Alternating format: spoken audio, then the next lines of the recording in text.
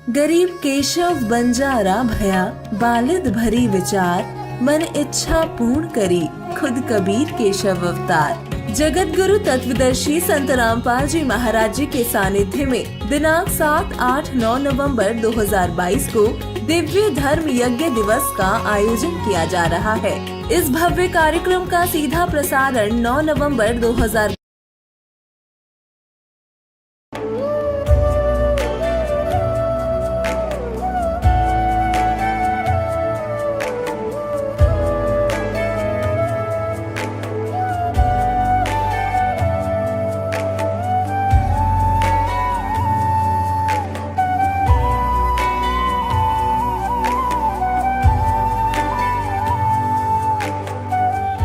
पवित्र श्रीमद् भागवत गीता, पवित्र चारों वेद, पवित्र कुरान शरीफ, पवित्र बाइबल, पवित्र गुरु ग्रंथ साहिब, पवित्र कबीर साहिब की वाणी में छुपे हुए गूढ़ रहस्य अर्थात तत्व को जानने के लिए कृपया अवश्य सुनिए जगत गुरु तत्वदर्शी संत रामपाल जी महाराज के मंगल प्रवचन। सन 1994 में दास को नाम दान करने का आदेश मिला था पूज्य गुरुदेव से।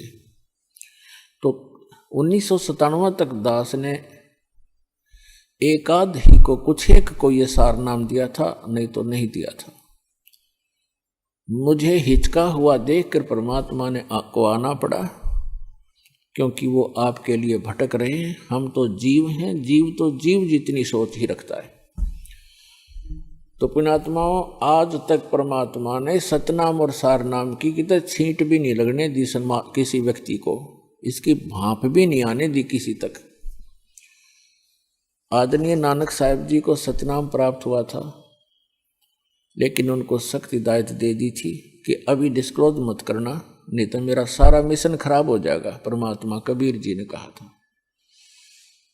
ऐसे आदरणीय धर्मदास साहिब जी को परमात्मा मिले थे, सचखंड सतलोक लेकर गए थे, फिर उनको सतनाम और सारनाम प्रदान कर दिया था, प्रथम मंत्र भी दिया था।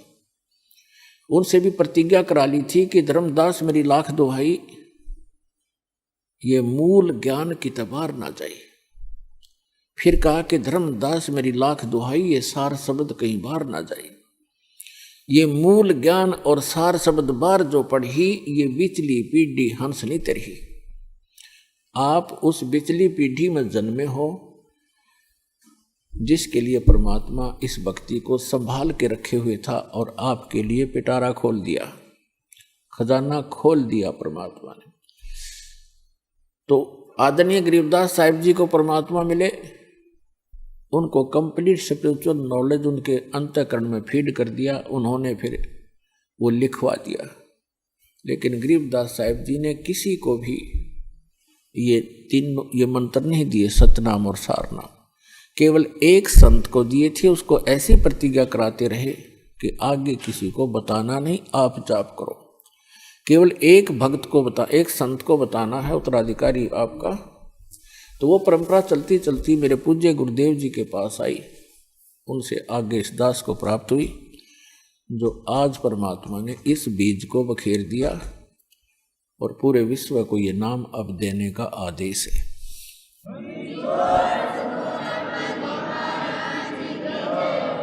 तो पुण्यात्मा, भक्ति करने के लिए हमें सबसे पहले परमात्मा पाने के लिए, आत्म कल्याण कराने के लिए सबसे प्रथम हमारा गुरु होना चाहिए। परमात्मा कहते हैं, गुरु बिन माला फेरते, गुरु बिन देते दान, गुरु बिन दोनों निष्फल हैं, चाहे पूछो वेद पुराण। पूर्ण संत के बिना, सतगुरु के बिना यदि आप जी नाम जाप भी करते हैं और कोई दान धर्म भी करते हैं, वो आपका व्यर्थ है। फिर उदाहरण देते हैं कि राम कृष्ण से कौन बड़ो, उन्हों भी गुरु कीन, और तीन लोग के वे धनी, गुरु आगे अधीन। परमात्मा हमें याद दिलाते हैं कि गुरु के बिना यदि कोई साधना करता है वो व्यर्थ है, दान धर्म करता है वो भी व्यर्थ है। फिर उदाहरण देते हैं कि कोई अपने आप में ये समझे कि गुरु की शरण में जाना आवश्यक नहीं है, तो आप जी यानी विशेषकर सनातनी लोग, हिंदू धर्म के व्यक्ति श्री राम और श्री कृष्ण जी को सुप्रीम पावर मानते थे। तो परमात्मा ने उन्हीं का उदाहरण देकर बताया है कि राम कृष्ण से कौन बड़ो, उन्हों भी गुरु कीन, और 3 लोग के वे धनी, गुरु आगे आधीन। श्री राम और श्री कृष्ण जी ने भी गुरु धारण किए। तो आप अपनी सतीथि से परिचित हो जाना कि आपका कैसे गुजारा होगा, आपका निर्वाह कैसे होगा बगैर भक्ति, बिना गुरु बनाए और भक्ति किए। उन्होंने भक्ति की, उन्होंने गुरु भी बनाए जिनको तुम भगवान मानते हो, आप जी जिनको भगवान मान रहे हो। तो पुण्यात्माओं, बुद्धिमान को संकेत पर्याप्त होता है।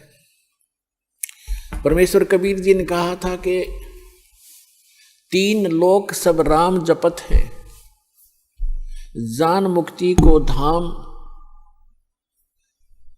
और वशिष्ठ मुनि ने श्री राम को दिया ओम नाम।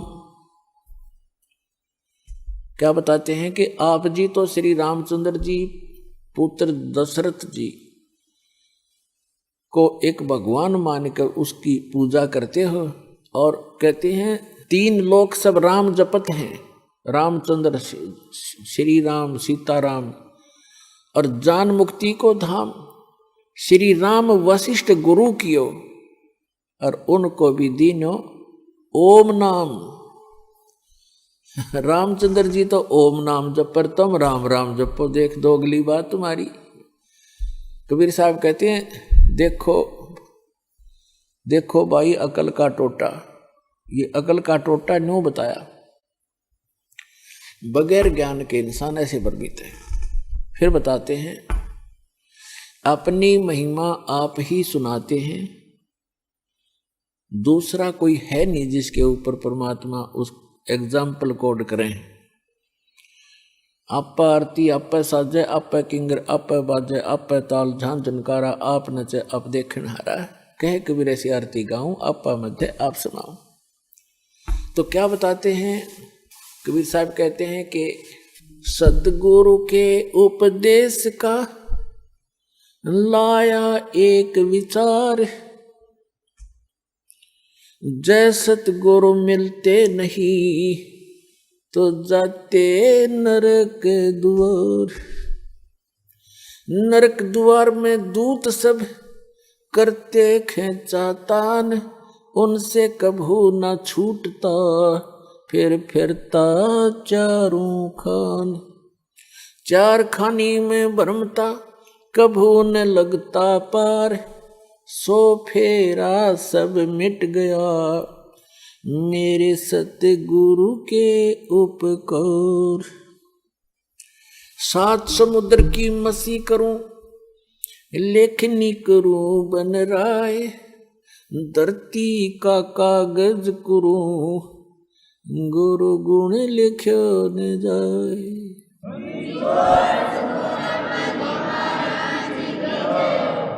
पुण्यात्माओं, आप बालक हो, बच्चे हो, बिल्कुल नादान बालक, जो ये भी नहीं जानता कि मैं जिस गड्ढे में गिरने जा रहा हूं ये मेरी मृत्यु का कारण बन सकता है। आप ये भी नहीं जानते कि जिस सर्प को मैं पकड़ने जा रहा हूं ये आपको डस लेगा और आपकी जान का घातक, जीवन का घातक बन जाएगा। आप इतने अबोध हैं, आप ये नहीं जानते हो कि जो बिजली का तार नीचे टूट कर गिरा हुआ है, स्पार्किंग कर रहा है, लूज हो रहा है, उसको आतिशबाजी जानकर वो बालक नादान पकड़ने की चेष्टा करता है और मृत्यु को प्राप्त हो जाता है। तो पुण्यात्माओं, आप जी को जब इस गंदे लोक का ज्ञान होगा, आप जहाँ रह रहे हो, आप जिस माया रूपी सर्प को पकड़ने के लिए सारा जीवन बर्बाद कर देते हो, ये माया रूपी सर्प आपको खा जाएगा। लेकिन परमात्मा की शरण में आने के बाद आपको ये सर्प मिलेगा, लेकिन इसके दांत निकाल दिए जाएंगे। ये परमात्मा आपको 1 नंबर से धन देगा, क्योंकि फिर ये आपको डसेगा नहीं। 2 नंबर से कमाया हुआ धन आपके लिए सर्प बन जाता है, और 1 नंबर से कमाया हुआ और दान धर्म के द्वारा प्रतिफल से प्राप्त किया हुआ धन, उस माया के फिर दांत निकाल दिए जाते हैं, वो डसती नहीं। तो आपको ऐसे तरीके से धनी बनाया जाएगा, फिर इस माया से परिचित कराया जाएगा कि सर्व सोने की लंका थी वह रावण से रणधीरम, एक पलक में राज बिराजी जम के पड़े जंजीरम। इस माया ने के चाटांगे जोड़ जोड़ के दर भी दी, यहाँ पर हम चले गए। पाछे बन हमारी सी निकम्मी संतान पैदा हो जा, वो पाप कर्म तो हमारे पल्ले लिखे गए और फूकेंगे वो बाद वाले। बच्चे की किस्मत वो साथ लिखा कर लाता है, उसको उतना ही मिलेगा। यदि इस परमात्मा की शरण में उसको जोड़ दिया तो वो जो उसको आवश्यक होगा वो सारा मिलेगा। हमने इस उद्देश्य से अपने कर्म नहीं बिगाड़ने चाहिए कि अपने बेटे और बेटियों को धनी बनाऊं, मैं चाहे नरक में जाऊं। इसको कहते हैं आप स्पार्किंग वाले तार को पकड़ने जा रहे होते हो, पकड़ रहे होते हो। अब क्या बताया है कि आप इतने बालक हो, परमात्मा ने इन 3-4 अमृतवाणी में क्या बताया है कि जिस परमात्मा स्वरूप संत, परमात्मा की कृपा पात्र उस सतगुरु से जब उपदेश मिल जाता है, फिर आपको ये बातें याद आवेंगी कि हे परमात्मा, जब कितना कहर हमारे ऊपर टूट पड़ता यदि ये नाम ना मिलता। परमात्मा कहते हैं कि सतगुरु के उपदेश का लाया एक विचार, और जय सतगुरु मिलते नहीं जाते नरक द्वार। पुण्यात्मा हमारे को मिसगाइड कर रखा है यहाँ पर। भक्तिहीन तत्व ज्ञानहीन संतों ने, संत के रूप में इन अज्ञानियों ने, कोई तो कहता कहीं स्वर्ग नहीं कोई नरक नहीं, कोई कहता सतलोक में चेतन ही प्रकाश ही प्रकाश है, प्रकाश ही प्रकाश है, उसमें आत्मा से लीन हो जाती है जैसे बूंद समंदर में। इनको कहते हैं नीम हकीम खतराए जान, little knowledge is the dangerous thing. अब क्या बताया परमात्मा ने कि यहाँ सब जो बोले गए शब्द हैं, शब्द स्वर्ग भी है, शब्द नरक भी है, शब्द संसारिक दुख सुख अलग हैं। तो ये अज्ञानी लोग कहते हैं कि यही स्वर्ग है यही नरक है, जो यहाँ दुखी है वो नरक भोग रहा है, सुखी है वो स्वर्ग भोग रहा है। नहीं, ये तो बालकों के मन गढ़ंत चुटकले होते हैं, कहानियां होती हैं। सदग्रंथों को आधार मानकर हमने अब पुनः अपना भक्ति मार्ग को सेट करना है, अपने भक्ति साधना को प्रफुल्लित करना है। तो क्या बताते हैं कि सतगुरु के उपदेश का लाया एक विचार, यदि सतगुरु मिलते नहीं जाते नरक द्वार। नरक द्वार में दूत सब करते खेचा ताण, उनसे कबू ना छूटता फिर फिरता चारों खान। जैसे नरक में जब डाला जाता है इन प्राणियों को, उस समय उसके भयंकर दुख को देखकर, उसकी षड्हांत को देखकर वो वापस भागते हैं, क्योंकि लाखों की संख्या में ठोके जाते हैं उसमें, और वो वापस भागते हैं। पीछे यम के दूत बड़े बड़े भाले, छुर्रे, तलवार, मुगदर, ये गदा लिए खड़े होते हैं। जो वापस भागता उसके सिर में मारते। सूक्ष्म शरीर में प्राणी मरता नहीं पर दर्द दूना होता है। उनको ऐसे ठोका जाता जैसे पशु को फाटक में रोका करते हैं लठ मार मार के, और फिर उसमें पटक देते हैं। तो वहां परमात्मा बताते हैं कि नरक द्वार में दूत सब वहां करते खेचा ताण, उनसे कदे नहीं छूटता, और फिर फिरता चारों खान। फिर उससे निकलकर स्वर्ग नरक का जो समय भोग कर फिर बाहर आता तो 84 लाख प्रकार के मनुष्य इन प्राणियों के शरीरों में, कुत्ते, गधे, सूअर, गंदी नाली के कीड़े, पशु पक्षी, जलचर, ये कष्ट और भोगने पड़ते हैं। और इस परमात्मा के सच्चे नाम से सतगुरु की शरण में आने से ये सारे दुख बाईपास निकल गया आपके।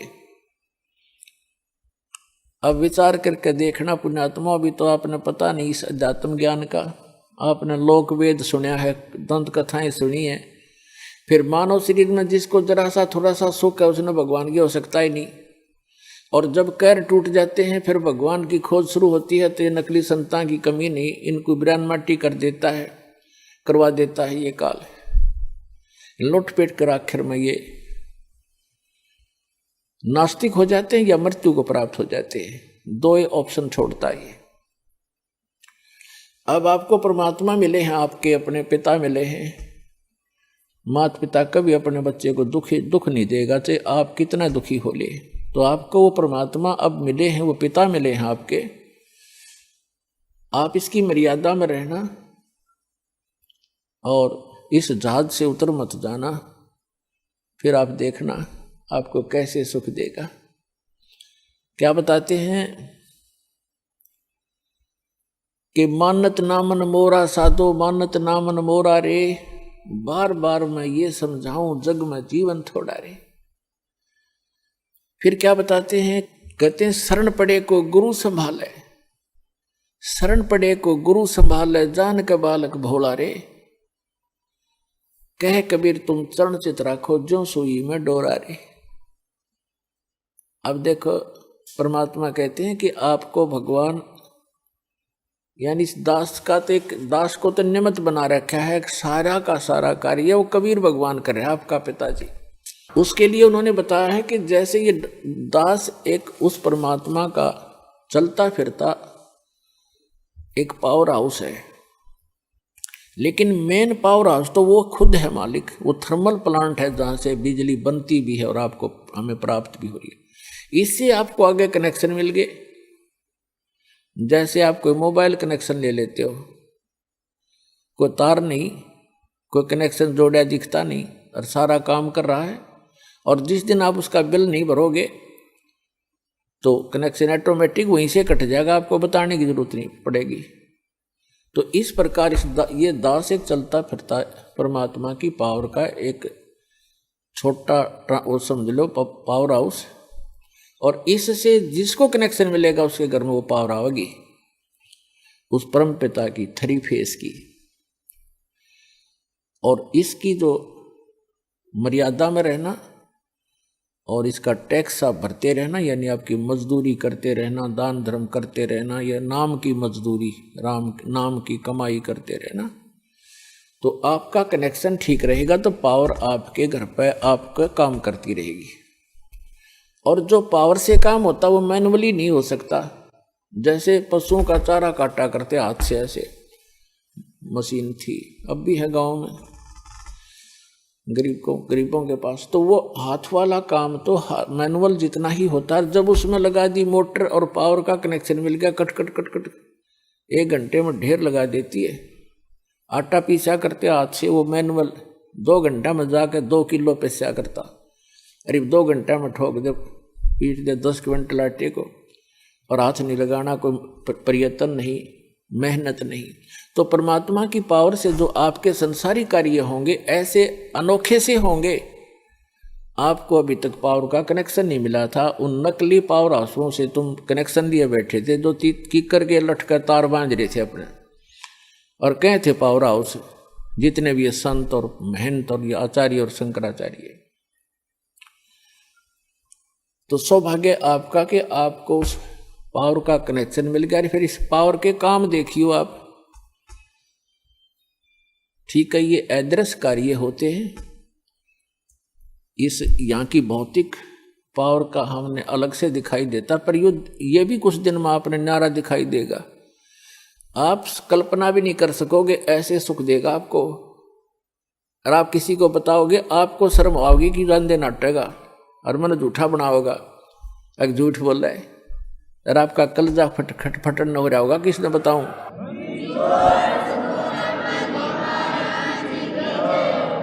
तो प्रसंग चल रहा है कि सतगुरु के उपदेश का लाया एक विचार, जय सतगुरु मिलते नहीं हम जाते नरक द्वार। नरक द्वार में दूत सब ये करते खेचा तान, उनसे कदे ना छूटता, फिर फिरता चार खानी में भरमता। 84 लाख योनियों में गधे कुत्ते सुअर की योनि भोगता, और कभू न लगता पार, 100 फेरा सब मिट गया मेरे सतगुरु के उपकार। ओए होए, यानी उस गुरुदेव जी के उपकार से ये सारा मेरा झंझट समाप्त हो गया। गुणात्माओं देखो, उद्देश्य रखना अपने यहाँ से पीछा छुटवाने का। ऐसा ज्ञान बता दिया जाएगा, आपको आत्मा से ग्लानि हो जाएगी पुनर्जन्म की, और जब तक आत्मा में हेट नहीं होगी इस पुनर्जन्म की, तो आपका कभी ना कभी पैर फिसल जाएगा।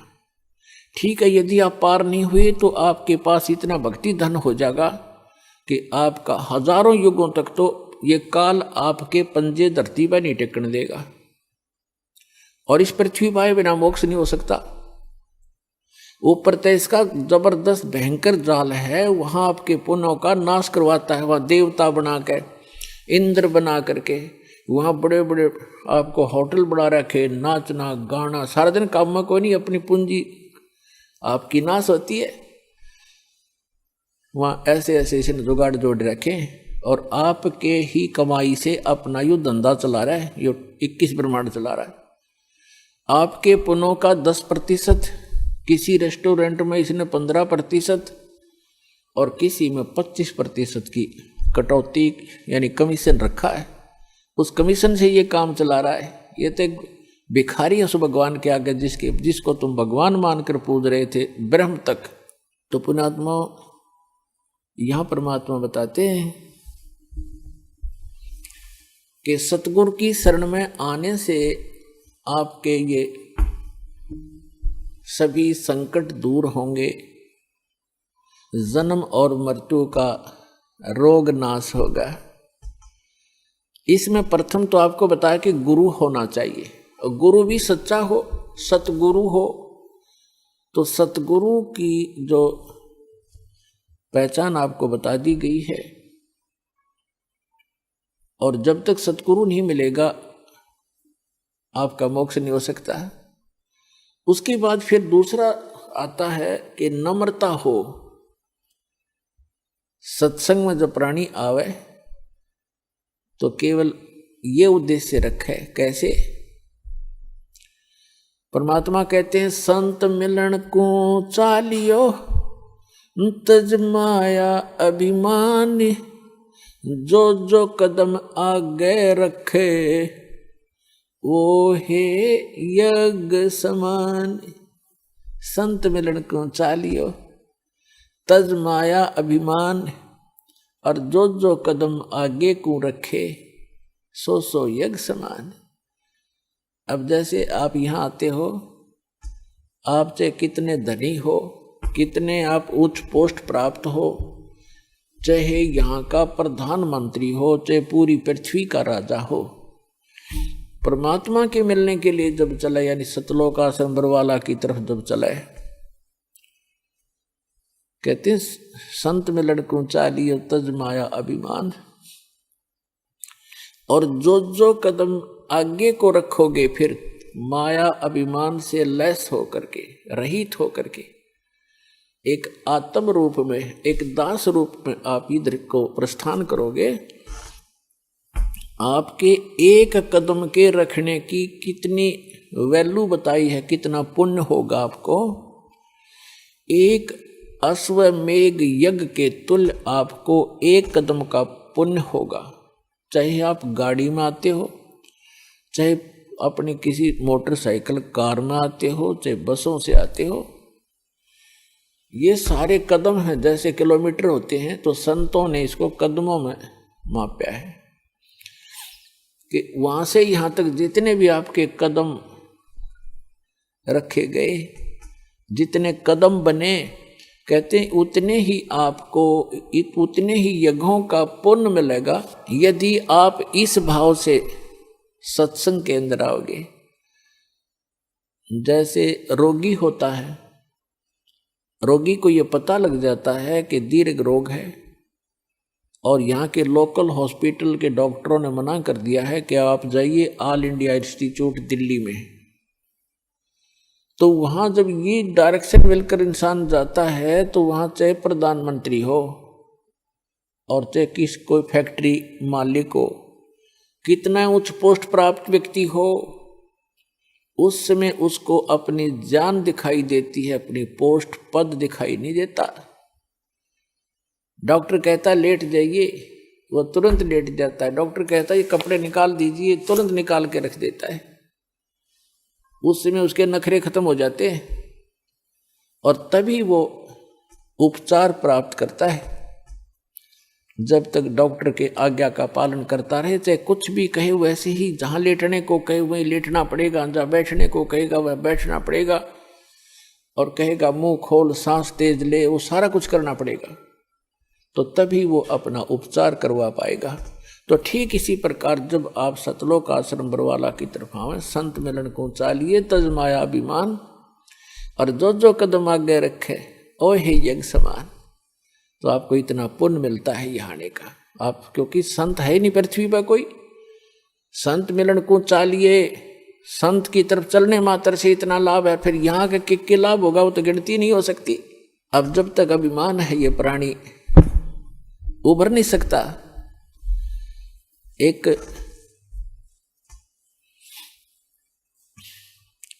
नित्यानंद नाम के संत हुए हैं, नित्यानंद नाम के। वैसे वो ब्राह्मण जाति में जन्मे थे, लगभग 250 वर्ष पूर्व की बात है। उनका घर का नाम था श्री नंदलाल, नंदलाल नाम था उनका। उनके माता पिता बचपन से ही मर गए थे, मृत्यु को प्राप्त हो गए थे। उनका पालन पोषण नाना नानी के घर हुआ था। उनके नाना जी जो थे, नंदलाल जी के नाना जी नारनौल के नवाब के यहाँ एक उच्च पोस्ट प्राप्त थे। और जब ये नंदलाल जी युवा हुए, ब्राह्मण कुल में थे ये, तो इनको भी वहां एक तहसीलदार की पोस्ट पर नियुक्त करवा दिया। नंदलाल जी तहसीलदार थे, घोड़ा इनको प्राप्त था, बन ठन कर चलते थे। उसमें जो तहसीलदार की वैल्यू जनता में होती थी, इज्जत होती थी, आज के तो मेरे ख्याल में मंत्री की बिना होगी। नंदलाल जी का विवाह हो गया था, संतान प्राप्ति अभी हुई नहीं थी। अब कहते हैं न जाने कब भाग्य उदय हो जाता है प्राणी का। एक दिन नंदलाल जी अपने महल के, अपने मकान के छत पर, गर्मियों के समय में छत पर टहल रहा था। रात्रि में नींद आई नहीं, और उसने क्या देखा कि कहीं थोड़ी सी दूरी पर रात्रि के समय किसी के घर पे कोई संत आए हुए हैं और परमात्मा की कथा सुना रहे हैं, सत्संग कर रहे हैं। अपन आत्माओं पिछले जब से होते हैं पूर्ण हंस मुराद, ये पिछले संस्कार होते हैं जो आदमी परमात्मा की तरफ आत्मा आकर्षित होती है। उसने सारी रात सत्संग सुना, नींद और खत्म होगी। कुछ तो परमात्मा की दया उस पर हुई कि वैसे नेचुरल नहीं आई नींद, और वो ज्ञान सुना, वो सत्संग सुना कि मनुष्य जीवन किस लिए प्राप्त होता है, इसको हम कैसे व्यर्थ कर रहे हैं। चाहे प्रधानमंत्री बन जा, यदि भक्ति नहीं है तो व्यर्थ है ये जीवन इसका। अगम निगम को खोज ले बुद्धि विवेक विचार, उदय अस्त का राज मिले तो बिन नाम बेगार। सत्संग के अंदर ये ज्ञान कराया जाता है कि जैसे कोई भी राजा बना है तो अपने पुण्य कर्मों से बना है, और भक्ति नहीं करता वो प्राणी अपने पुण्यों को, जो पूर्व जन्म के संग्रहित पुण्य हैं, उसके भाग्य में डिपॉजिट करके भेज रखा भगवान ने। उनको नाश ही कर रहा है, उनको खर्च रहा है। वो अब भविष्य की कमाई नहीं कर रहा है, भविष्य के लिए कुछ आगे का डिपॉजिट नहीं कर पा रहा है, केवल खर्च ही कर रहा है। परमात्मा क्या बताते हैं, अगम निगम को खोज ले बुद्धि विवेक विचार, उदय अस्त का राज मिले तो बिन नाम बेगार। पुराने समय की बात है, अब बातें याद आती हो, पिछली कथाएं। एक 3 व्हीलर वाला था, बड़ा 3 व्हीलर जो पहले पेट्रोल के चले थे, उस 3 व्हीलर हमारे गांव से और लाखन माजरा एक गांव है, वहां तक 3 व्हीलर चला करते थे 2। उनमें से एक नहीं आया। एक दिन दूसरे ने पूछा कि कल क्या कारण हुआ, पहुंचे नहीं। तो उस 3 व्हीलर वाले ने बताया कि कल मैं बेगार में फंस गया था। बेगार क्या होती थी कि पहले पुलिस वालों के पास ये मोटर गाड़ियां नहीं होती थी। वो किसी भी जीप वाले को या किसी टेम्पू वाले को, उस 3 व्हीलर वाले को या 4 व्हीलर वाले को सुबह कैच कर लेते थे, सामने खड़ा कर लेते थे थाने के आगे। कहीं रेड मारनी हो, किसी प्रकार की कोई भी उन्होंने कहीं जाना होता था क्षेत्र में, तो वो उन्होंने पकड़ लिया पुलिस वालों ने, और सारा दिन उसको टिकन नहीं दिया। को 20 गांवों के अंदर उन्हें पहुंचे, इधर उधर गए। तेल भी उसने अपनी जेब से डलवाया, और सारा दिन मनमाने 200 से 300 किलोमीटर का क्षेत्र तय कर दिया। आम आदमी तेनों दिखा दानो बड़ा स्पीड से चल रहा, बड़ी कमाई कर रहा होगा, कर रहा था अपने ही पल्ले से खर्च कर रहा था। तेल का भी कमाई तो थी नहीं उस दिन। तो उसको बिगाड़ बताते हैं। तो 3 व्हीलर वाले ने बताया कि मैं ऐसे ऐसे कल पुलिस का फंस गया था बिगाड़ में, और 200 रुपये का पेट्रोल अपनी जेब से फूक का आया। कल कुछ चवन्नी मिली नहीं। उस समय के 200 रुपये आज के 20,000 रुपये, इतना वो खर्च हुआ उसका। तो पुण्यात्माओं, जो आज कोई भी उच्च पोस्ट प्राप्त है, कोई डॉक्टर है, इंजीनियर है, चीफ इंजीनियर है, IPS है, IAS है, जज लगे हैं, मंत्री हैं, मुख्यमंत्री हैं, प्रधानमंत्री हैं, या MLA MP बने हैं, या अन्य कोई अच्छे व्यावसायिक व्यक्ति हैं, धनी हैं, तो वो क्या करते हैं, जैसे परमात्मा उनके लिए बताता है कि अगम निगम को खोज ले, भविष्य के बारे में कुछ सोच और बुद्धि विवेक विचार, उदय अस्त का राज मिले तो वे नाम बिगाड़े, पूरी पृथ्वी का यदि राजा हो। और तो छोड़ो सारे छोटे मोटे शासकों को, कहते हैं पूरी पृथ्वी का राजा हो और उसके पास ये सत्य भक्ति ना हो, अब उसकी चहल पहल न देखे, तो आदमी ने सोचा इस जैसा सुखी नहीं है, तो बड़ा ठाठ कर रहा है। और ठाठ तो कर रहा है, लेकिन अपने जीवन को 12 बाट कर रहा है। पिछले जन्म के पुण्यों को अपने ही पल्ले से खर्च कर रहा हो राजा, और चक्रवर्ती राजा बनकर, और भविष्य की कमाई उसकी बन नहीं रही, क्योंकि वो बेगार कर रहा है। बेगार तो बेगार वाले की इनकम नहीं होती, पर स्पीड पूरी होती है। राजा का पूछकर एक छोटी सी स्टेट के चीफ मिनिस्टर का शेड्यूल पूछ लो, दिन का कितना का होता है। 6 तो मीटिंग अटेंड करेगा, फिर कोई MLA भागने को हो रहा है, उसकी चिंता में टेंशन में फोन पर फोन करेगा, और फिर इसी व्यवस्था में अपना सारा पूर्व जन्म के पुण्यों को नाश करके और हाथ झाड़ के चला जाता है। परमात्मा बताते हैं कि क्या मांगो कुछ थिर ना रहाई, और देखत नैन चला जग जाई, 1 लख पूत 1.25 लाख नाती, उस रावण के दीवान बाती। और कहते हैं कहे कबीर अंत की बारी, जैसे हाथ झाड़ कर चला जुआरी। ये प्राणी ऐसे जाता है जो सतभक्ति नहीं करता, केवल इस राजपाट या इस संसार के झूठे ठाठ को ही संग्रहित करने में लगा रहता है। जैसे जुए में हारा हुआ जुआरी हाथ मसलता जाता है, खाली हाथ जाता है, रोता पीटता जाता है। तो परमात्मा कहते हैं कहे कबीर अंत की बारी, जैसे हाथ झाड़ के चला जुआरी। ऐसे जाओगे सतभक्ति नहीं करते तो। अब नित्यानंद जी अपने मकान की छत के ऊपर ये सब ज्ञान सुनकर विचलित हो गया। इतना प्रभावित हो गया, तड़फ उठी आत्मा कि क्या कर रहा हूं मैं, और करना क्या चाहिए था। कुछ ब्राह्मण घर में जन्म, ब्राह्मण लोग परमात्मा को अवश्य याद करते थे, चाहे गीता के माध्यम से, चाहे श्री कृष्ण जी के रूप में, लेकिन पोस्ट प्राप्त होने के बाद इस जीव में अभिमान हो जाता है। आज से 250 वर्ष पहले, आज से लगभग 250 वर्ष पहले ब्राह्मणों की एक बहुत विशेष रिस्पेक्ट होती थी समाज के अंदर, और ये सर्वोच्च कास्ट मानी जाती थी। इस कारण से भी अभिमान एक ब्राह्मण के घर जन्मे व्यक्ति में स्वाभाविक हो जाता था कि मैं ब्राह्मण घर में जन्मा हूं, ब्राह्मण कुल में जन्मे। दूसरे फिर वो तहसीलदार की पोस्ट, अब ये दो जबरदस्त बाधा उसके साथ अड़गी।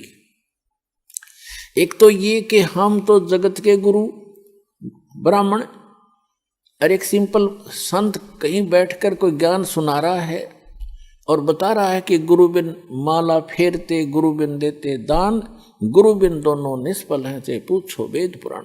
रामकृष्ण से कौन बड़ो, उन्हों भी गुरु कीन, 3 लोक के वेदनी गुरु आज्ञा थी। उधर से ये बातें कसोट रही उसको कि गुरु के बिना बात नहीं बने, और उधर से वो कह रहा कि मैं तहसीलदार और ब्राह्मण, और कैसे जाके संत के सामने, सिंपल मैन के सामने अपना शीश नवाऊं, जाके कैसे नतमस्तक होऊंगा, नहीं जाऊंगा।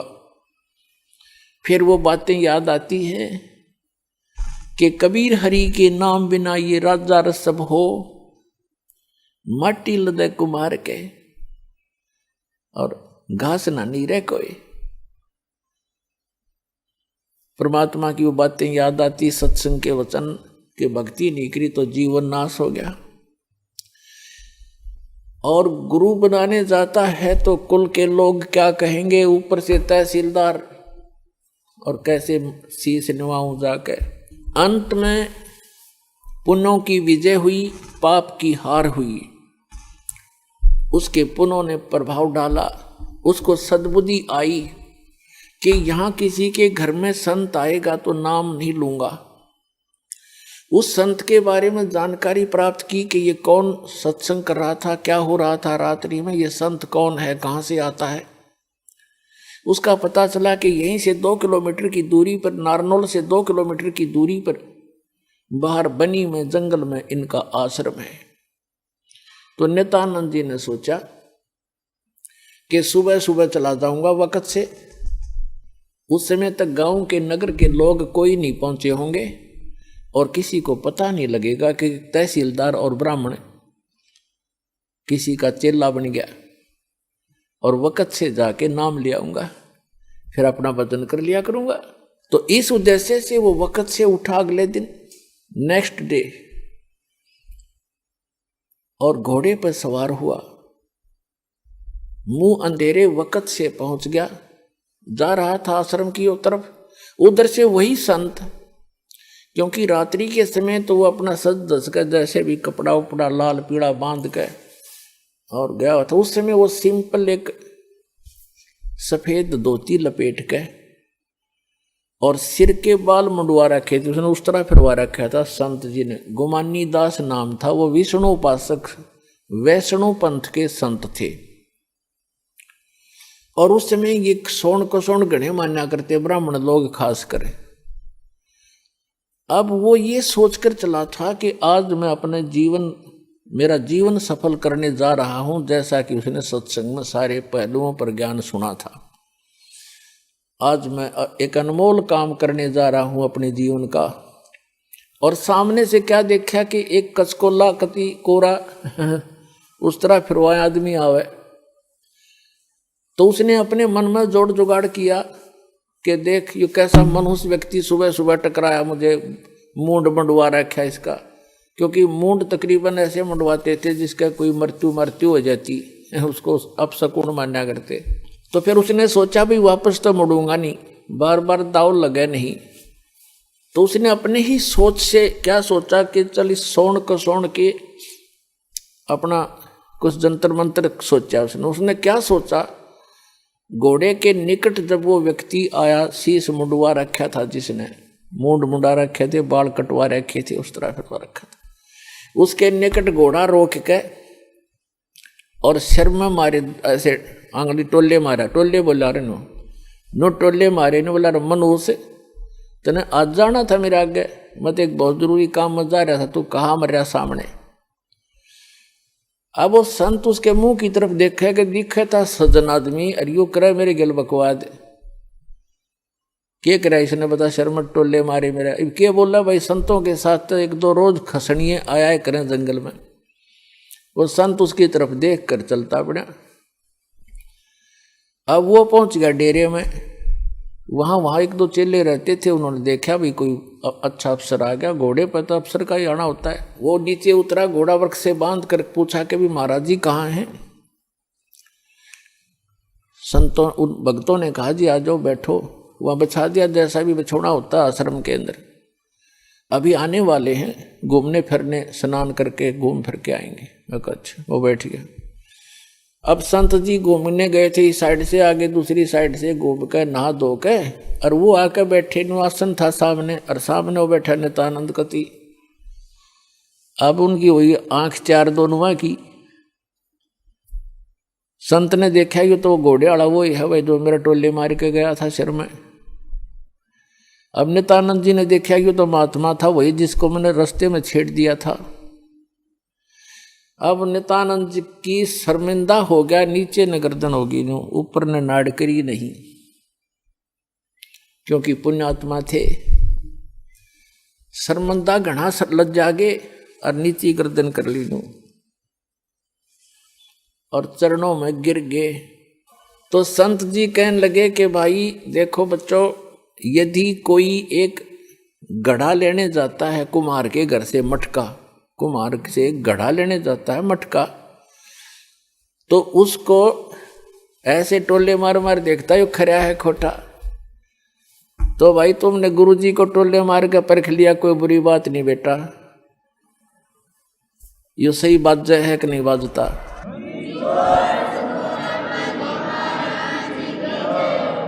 इतना सुन के और चरणों में बुरी तरह गिर गया, क्योंकि उसकी मरोड़ निकालनी थी, उसका ऐम खत्म करना था परमात्मा ने।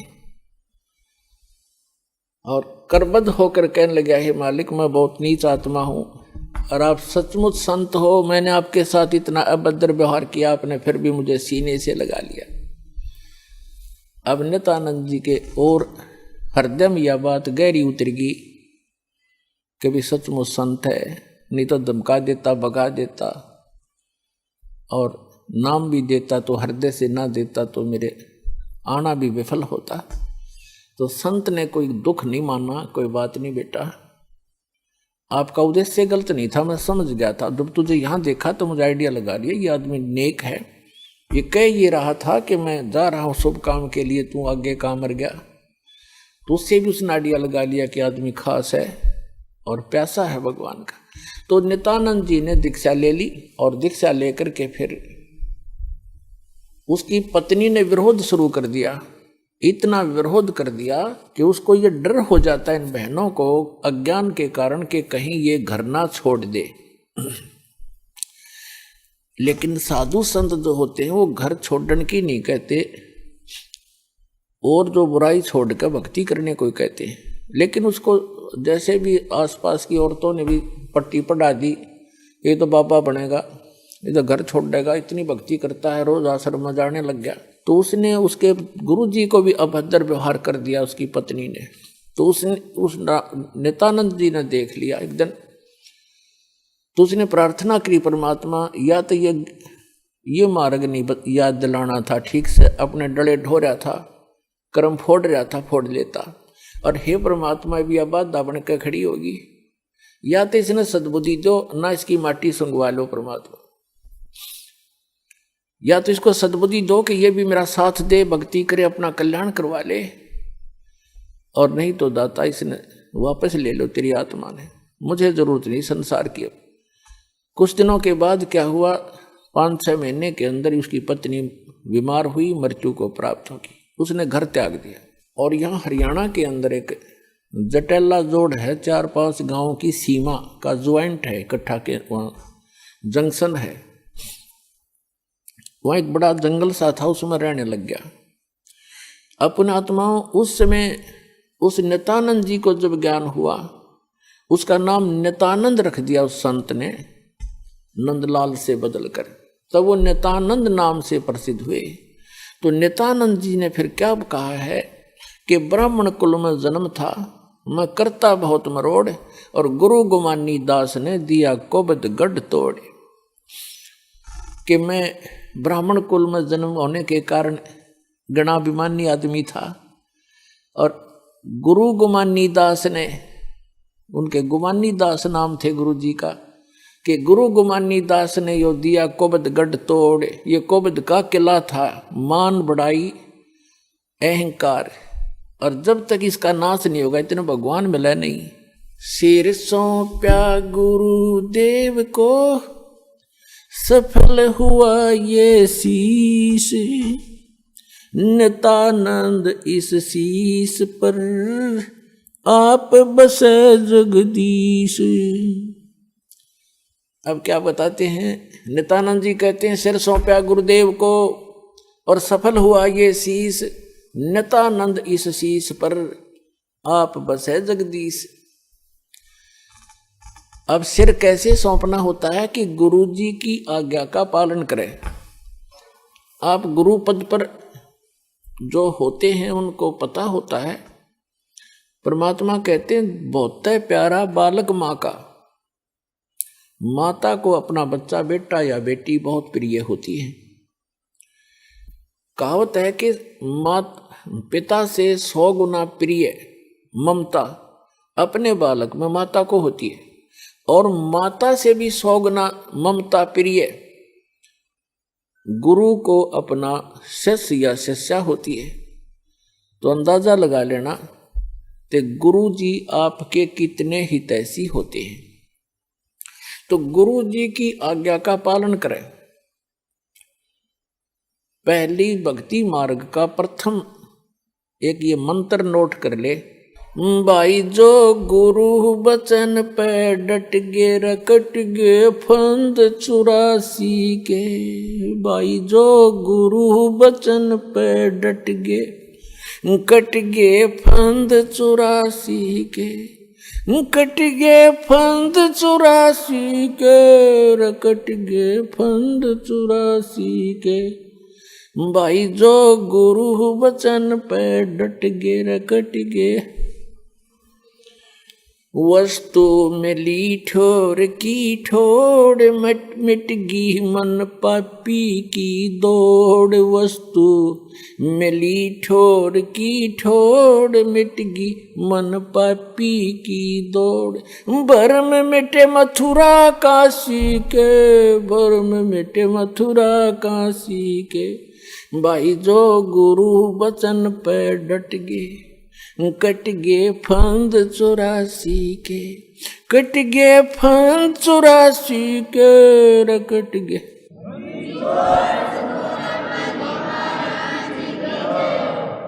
ये एक कवि का बनाया हुआ गान है। इसमें भी बहुत प्रेरणा है कि जो गुरु जी के वचन पर स्थिर हो जाते हैं, गुरु जी की आज्ञा का पालन करते हैं, उनके ये 84 लाख योनियों में दुख पाने के ये संकट समाप्त हो जाते हैं। अब गुरु जी को कैसे गुरु की आज्ञा का पालन करना है। सिर सौंप्या गुरुदेव को, सफल होया ये शीश, नित्यानंद इस शीश पर आप बसे जगदीश। सिर कैसे सौंपना होता है।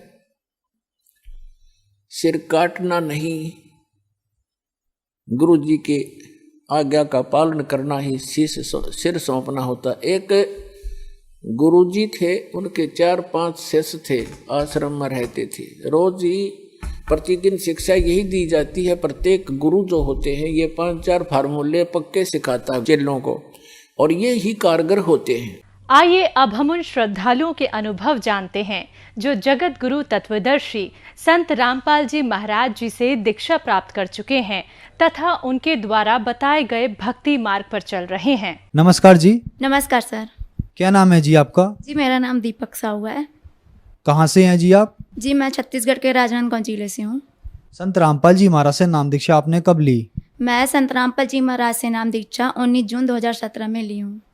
संत रामपाल जी महाराज से नाम दीक्षा लेने से पहले क्या आप कोई भक्ति साधना भी करती थी? जी हाँ, मैं संत रामपाल जी महाराज से नाम दीक्षा लेने से पहले हमारे हिंदू धर्म में जितने भी देवी देवता हैं 33 करोड़, इन सबको भी पूजती थी, क्योंकि हमारे मम्मी पापा पेरेंट्स पहले से इन सबकी पूजा करती थी, तो हमें भी सिखाए थे कि हमें इन्हीं की भक्ति करनी है। और एक तरफ हम लोग दामाखेड़ा पंथ है हमारे छत्तीसगढ़ में, प्रकाश मुनि नाम से एक कबीरपंथी संत है, उनसे भी हमारी फैमिली पहले से दीक्षित थी, दादा परदादा और पापा जी लोग, तो उनकी भी भक्ति करते थे। जैसे कि आपने बताया कि आप दामाखेड़ा पंथ से बचपन से ही जुड़ी हैं, तो फिर संत रामपाल जी महाराज के शरण में आने की क्या जरूरत पड़ी?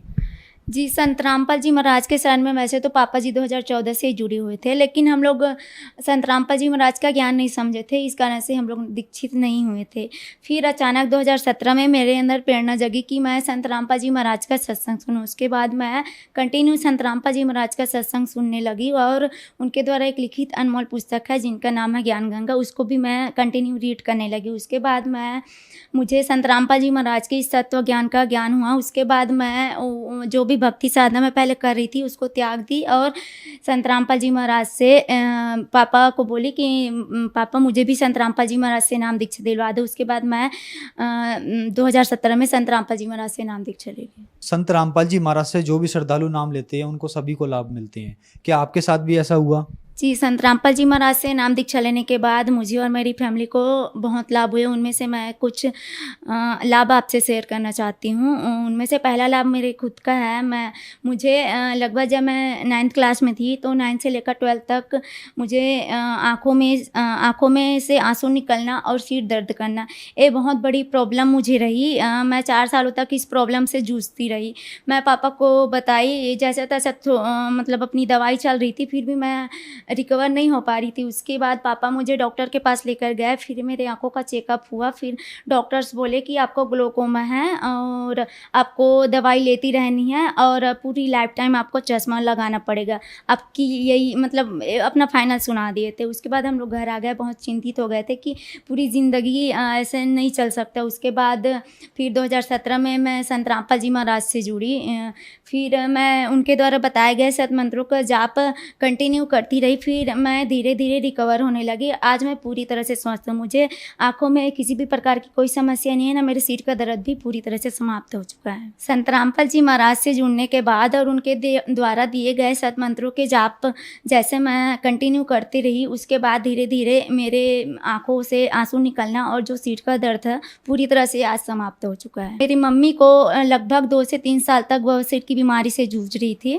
मम्मी लोकलाज में संत रामपाल जी महाराज से नाम दीक्षा ने ली थी। मैं मम्मी को बोली कि आप भी संत रामपाल जी महाराज से नाम दीक्षा ले लो। फिर मम्मी परमात्मा की दया से उन्होंने भी संत रामपाल जी महाराज से नाम दीक्षा ले ली। फिर वो भी संत रामपाल जी महाराज के द्वारा बताए गए सत मंत्रों का जाप करने लगी। फिर वो भी मम्मी की भी वो जो बवासीर की बीमारी इतनी दिनों तक ठीक नहीं हुई, इतने डॉक्टर्स को दिखा चुके थे फिर भी ठीक नहीं हो रही थी, वो संत रामपाल जी महाराज से नाम दीक्षा लेने के बाद पूरी तरह से आज समाप्त हो चुकी है। तीसरा लाभ यह है सर कि मेरे भैया को नशे की बहुत ज़्यादा लत थी और आज संत रामपाल जी महाराज से नाम दीक्षा लेने के बाद मेरे भैया की भी नशे की लत पूरी तरह से समाप्त हो चुकी है। और चौथा लाभ और सबसे बड़ा लाभ यह है कि मेरे भैया का जो छोटा बेबी है जो अभी 5 साल का है, जब वो 3 साल का था तब उसको 3 दिन तक फीवर चल रहा था उसका। फिर 3 दिन तक फीवर रहा। फिर तीसरे दिन अचानक दोपहर का समय था, आया और बोला कि दादी मुझे पानी पीना है। उसके बाद मम्मी उसको पानी लेकर आई, फिर पानी पिलाई। उसके बाद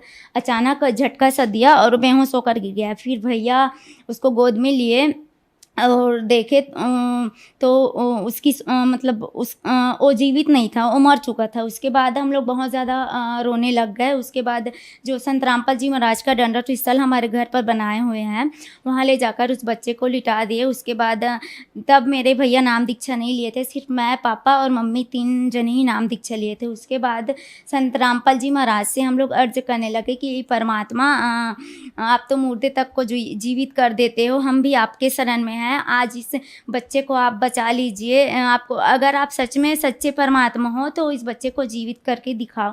क्योंकि भैया नाम दीक्षा नहीं लेते तो सबसे ज़्यादा वही बोले कि अगर आप सच में पूर्ण परमात्मा हो, अगर मुर्दे तक को जीवित करने की आप शक्ति रखते हो तो आज इस बच्चे को जीवित करके दिखा दो। उसके बाद संत रामपाल जी महाराज के आश्रम से हमें अमृत जल और प्रसाद मिलता है, उसे उस बच्चे को खिलाए, दंडवत किए संत रामपाल जी महाराज को और उस बच्चे को अमृत जल और प्रसाद खिलाए। उसके बाद 30 मिनट के बाद वह बच्चे की शरीर में हलचल होना शुरू हो गया और वह बच्चा 30 मिनट के बाद उठकर बैठ गया, जीवित हो गया। तब हमें प्रमाण मिला और मन में भी मतलब दृढ़ हुआ हमारा विश्वास कि वाकई में आप पूर्ण परमात्मा हो जो मुर्दे तक को भी जीवित कर देते हो परमात्मा। आज तो हमारे आंखों के सामने एक घटना घटी है।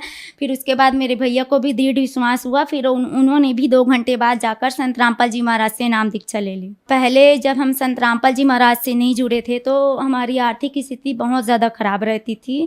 और अभी का समय है, अभी पहले मेरे पापा और मेरे भैया दूसरे का शॉप में जाकर जॉब करते थे और अब का समय है परमात्मा की दया से हमारी आर्थिक स्थिति बहुत अच्छी है और हमारे खुद के 2 शॉप है परमात्मा की दया से। दीपक जी, जैसे कि दामा खेड़ा पंथ वाले कबीर साहब जी को मानते हैं और संत रामपाल जी महाराज जी भी कबीर साहब जी को मानते हैं, तो आप इतना पुराना पंथ दामा खेड़ा छोड़कर संत रामपाल जी महाराज की शरण में क्यों आई? जी पहले तो वहाँ जुड़े थे, लेकिन वो लोग कबीर साहब, कबीर पंथी उसे कहते हैं जो कबीर साहब के बताए हुए मार्गों पर चले। लेकिन वो लोग बिल्कुल भी, आज के जो अपने आप को कबीर पंथी बोलते हैं, हम भी पहले बोलते थे, लेकिन हम लोग चलते बिल्कुल भी नहीं थे। कबीर साहब जी ने मूर्ति पूजा का भी खंडन किए थे, लेकिन आज के जो कबीर पंथी और एक तरफ मूर्ति पूजा भी करते हैं और एक तरफ अपने आप को कबीर पंथी भी बताते हैं, तो ये सब हमें नहीं जची।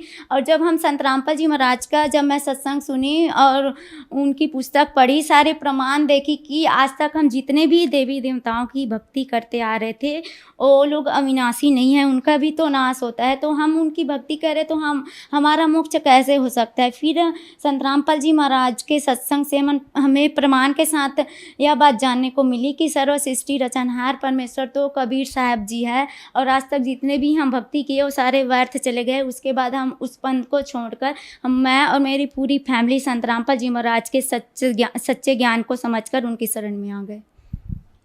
कबीर साहब जी को आप क्या मानती हैं? कवि मानती हैं, संत मानती हैं, भगवान मानती हैं? जी पहले तो मैं जब स्टडी करती थी तो कबीर जी के दोहे पढ़ते थे तो कबीर जी को कवि ही मानते थे। और जब हम लोग दामा खेड़ा पंथ से भी जुड़े थे तो उनको सदगुरु रूप में ही मानते थे, क्योंकि वहाँ हमें वही बताया जाता था कि कबीर साहब जी सदगुरु है। ऐसा नहीं बोलते थे कि कबीर साहब परमात्मा है, सदगुरु के रूप में ही बताते थे और वही मानसिकता हमारी बन गई थी कि वो सदगुरु है। मेरा तो कोई इंटरेस्ट नहीं था, बस सदगुरु रूप में उसे मानती थी और बाकी 33 करोड़ देवी देवताओं को ज़्यादा इंपॉर्टेंस देती थी मैं। फिर मैं संत रामपाल जी महाराज के सत्संगों में देखी, उनके पुस्तक में देखी प्रमाण की कबीर साहब जी भगवान है। तब से हमारी पूरी फैमिली उस पंथ को त्याग कर संत रामपाल जी महाराज के सच्चे पंथ में लगे हुए हैं। बहन जी, जो दामा खेड़ा पंथ वाले आपको देख रहे हैं, आप उनको क्या संदेश देना चाहेंगी? जी मैं उनसे संदेश तो हमारे सदगुरु रामपाल जी महाराज दे रहे हैं। मैं हाथ जोड़कर उनसे निवेदन ही करना चाहती हूँ कि आप जो अभी भक्ति मार्ग में लगे हुए हो, दामा खेड़ा पंथ पूरे काल के चलाए हुए पंथ है, उस पंथ में जाके भक्ति करने से हमारा पुण्य मोक्ष कभी भी नहीं होने वाला है। मैं आप लोगों से हाथ जोड़कर निवेदन करना चाहती हूँ कि वर्तमान समय में पुण्य परमेश्वर के अवतार संत रामपाल जी महाराज इस धरती पर आए हुए हैं, जो भक्त समाज को सभी शास्त्रों के अकॉर्डिंग पूर्ण परमात्मा कबीर साहब जी की भक्ति बता रहे हैं, जिससे हमारा पूर्ण मोक्ष होना संभव है। इसलिए हाथ जोड़कर यही निवेदन करना चाहती हूँ, आप उन नकली पंथों को त्याग कर संत रामपाल जी महाराज के सच्चे पंथ में आकर और उनके द्वारा बताए गए सतमंत्रों का जाप करके आप अपने जन्म मरण के दीर्घ रोग से मुक्ति पाओ। संत रामपाल जी महाराज से कैसे जुड़ सकते हैं? जी, संत रामपाल जी महाराज से जुड़ने के लिए उनके अनेकों टीवी चैनलों में संत रामपाल जी महाराज का सत्संग आता है। उसमें नीचे सत्संग के दौरान नीचे येलो पट्टी चल रही होती है, उसमें बहुत सारे कॉन्टैक्ट नंबर दिए होते हैं। आप उस कॉन्टैक्ट नंबर में कॉन्टैक्ट करके आप अपने डिस्ट्रिक्ट के जो भी नाम दीक्षा केंद्र बने हुए हैं वहाँ जाकर आप संत रामपाल जी महाराज से बिल्कुल निःशुल्क नाम दीक्षा ले सकते हैं। धन्यवाद जी। धन्यवाद सर।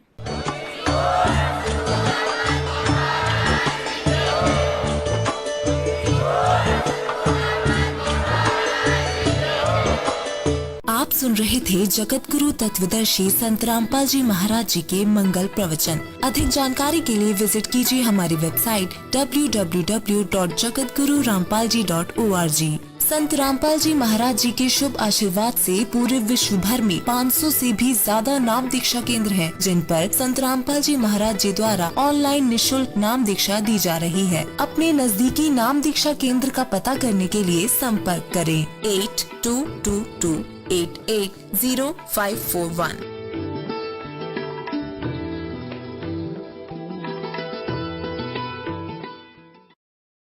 गरीब केशव बंजारा भया, बालिद भरी विचार, मन इच्छा पूर्ण करी, खुद कबीर केशव अवतार। जगत गुरु तत्वदर्शी संत रामपाल जी महाराज जी के सानिध्य में दिनांक 7, 8, 9 नवंबर 2022 को दिव्य धर्म यज्ञ दिवस का आयोजन किया जा रहा है। इस भव्य कार्यक्रम का सीधा प्रसारण 9 नवंबर 2022 को सुबह 9 बजे से साधना टीवी और पॉपकॉर्न टीवी पर प्रसारित होगा। इस विशेष कार्यक्रम का सीधा प्रसारण आप हमारे सोशल मीडिया प्लेटफॉर्म पर भी देख सकते हैं।